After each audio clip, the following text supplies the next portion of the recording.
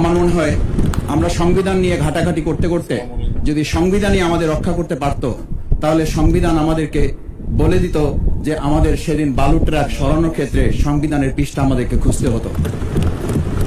সংবিধান যদি আমাদেরকে রক্ষা করতে পারত, তাহলে ৭২-এর সংবিধানের আলোকে আজকে আমাদের এখানে থাকার কথা না। আমি শফিকুল ইসলাম মাসুদ, আমার এখন জেলখানায় থাকার কথা।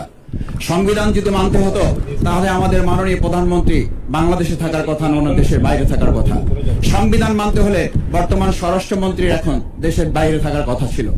সংবিধান মানতে হলে যে বাচ্চাদেরকে আজকে এখানে শিক্ষা দেওয়া হচ্ছে, দীক্ষা দেওয়া হচ্ছে, কিংবা তাদেরকে কোনো কোনো ক্ষেত্রে জাসদের সাথে তুলনা করা হচ্ছে, সেই বাচ্চাদের নিয়ে আমরা এই সরকার দলের লোকদেরকে, সরকার দলের সম্মানিত নেতৃবৃন্দকে আমরা চোখের পানিও ফেলতে দেখেছি। আবার কাউকে কাউকে কথা বলতেও শুনেছি যে এই সমস্ত বাচ্চাদের, আমরা তাদের শিক্ষার্থীদের আন্দোলনের সাথে আমাদের কোনো সম্পর্ক ছিল না।